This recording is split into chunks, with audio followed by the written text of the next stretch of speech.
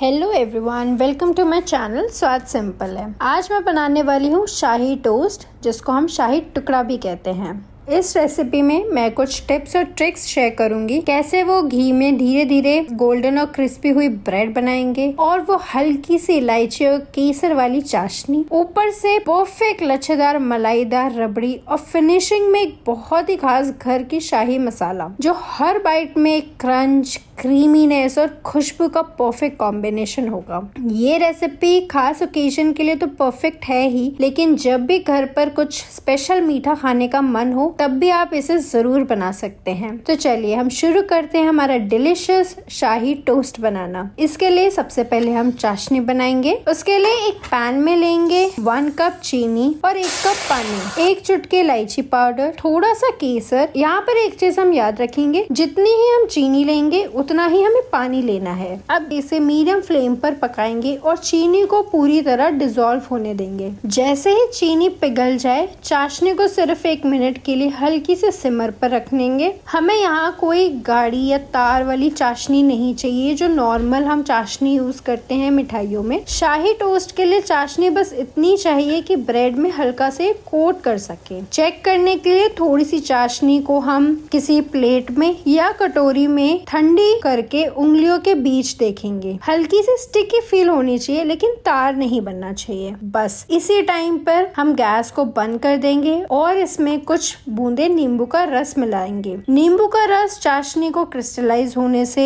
बचाता है और इसकी कंसिस्टेंसी को परफेक्ट रखता है, इसलिए हम नींबू का रस यूज करेंगे। चाशनी भी तैयार है। अब हम इसे एक बाउल में ट्रांसफर कर देंगे और इसे साइड में रख देंगे। अब आता है स्पेशल शाही मसाला। इसके लिए हमें चाहिए 1 टेबलस्पून सौंफ, 3 से 4 हरी इलायची, 1 बड़ी इलायची, 3 से 4 साबुत काली मिर्च और लगभग 1/4 कप बादाम। बड़ी इलायची को तोड़कर उसके बीज निकाल लेंगे। अब सारी चीजों को मिक्सर में डालकर दरदरा पीस लेंगे। ध्यान रखें कि हमें इसको फाइन पाउडर नहीं बनाना है। जैसे ग्राइंडर का लिड खुलेगा और जो खुशबू आएगी ना, वही आपको बताएगी कि ये मसाला कितना खास है। चलिए, तो हमारा मसाला भी तैयार है। अब हम रबड़ी बनाते हैं। मलाईदार रबड़ी बनाने के लिए पहले हम एक हेवी बॉटम कढ़ाई या पैन ले लेंगे और उसमें हम डालेंगे 1.5 लीटर फुल फैट मिल्क। अगर भैंस का दूध मिल जाए बहुत ही अच्छी बात है, क्योंकि उससे रबड़ी ज्यादा क्रीमी और रिच बनती है। गैस को मीडियम फ्लेम पर रखिए और दूध को हल्का सा उबाल लीजिए।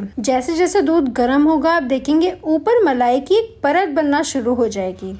अब हमें इसी परत से लच्छेदार रबड़ी बनानी है। जब भी दूध के ऊपर मलाई की लेयर बने, उसे धीरे से हम साइड में रख देंगे। फोक की हेल्प से या स्पैचुला की हेल्प से या मेरी तरह कोई भी कड़छी लेकर इसे हम अलग साइड में रखते जाएंगे। फिर थोड़ी देर बाद एक और लेयर बनेगी, उसे भी हम साइड में कर देंगे। इसी प्रोसेस को हम बार बार रिपीट करेंगे। ये लेयर्स ही बाद में रबड़ी की सुंदर लच्छे बनेंगे। अगर किचन में हवा कम चल रही हो या फिर लेयर्स बनने में टाइम लग रहा हो, नहीं बन रही हो, तो किसी प्लेट ट्रे की मदद से दूध के ऊपर हल्की हवा कर सकते हैं।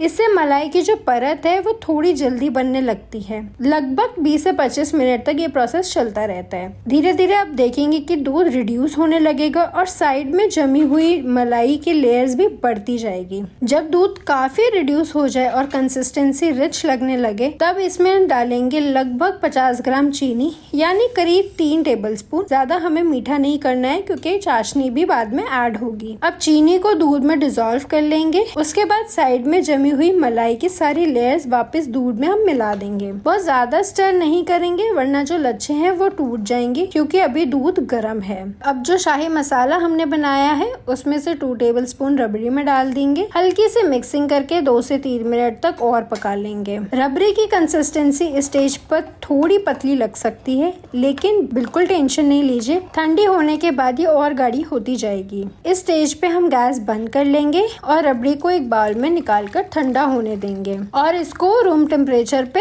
आने देंगे। फिर फ्रिज में रखकर अच्छी तरह इसको चिल होने देंगे। एक बार जब ये रूम टेम्परेचर पे आ जाए, फिर हम इसे फ्रिज में रख देंगे और चिल होने देंगे। जब तक हमारी रबड़ी ठंडी हो रही है, हम यहाँ पे ब्रेड की प्रिपरेशन कर लेते हैं। यहाँ मैंने कुछ ब्रेड स्लाइसेस लिए हैं। सबसे पहले ब्रेड के कॉर्नर से साइड्स ट्रिम कर लेंगे। उसके बाद हर स्लाइस को 4 ट्राइंगल्स में कट कर लेंगे। छोटे पीसेस खाने में अच्छे लगते हैं और प्रेजेंटेशन भी बहुत बहुत सुंदर लगती है, इसलिए मैंने इसको छोटे छोटे पीसेस में ही कट किया है। अब एक फ्राइंग पैन में अच्छे से घी गरम करें। ध्यान रखें इस रेसिपी में ब्रेड को घी में ही फ्राई करें। जो घी का फ्लेवर है ना, वो शाही टोस्ट को उसका असली टेस्ट देता है एंड सीरियसली बहुत डिलिशियस लगता है। फ्लेम को लो रखिए और ब्रेड पीसेस को धीरे धीरे फ्राई कर लीजिए। जल्दी करने के लिए हाई फ्लेम पे मत करिएगा, वरना ब्रेड सिर्फ ऊपर से ब्राउन होगी और अंदर से प्रॉपर क्रिस्पी नहीं बनेगी। दोनों तरफ से गोल्डन ब्राउन और क्रिस्पी होने तक फ्राई कर लेंगे। जैसे ही परफेक्ट कलर आ जाए, ब्रेड को निकाल कर एक छन्नी या टिश्यू पर रख देंगे ताकि इसका जो एक्स्ट्रा घी है वो भी निकल जाए। इसी तरह सारे ब्रेड फ्राई कर लेंगे। अब हमारा सब कुछ तैयार है, हमारी चाशनी भी तैयार है, रबड़ी भी चिल्ड हो गई है, मसाला भी रेडी है और ब्रेड भी क्रिस्पी हो चुका है।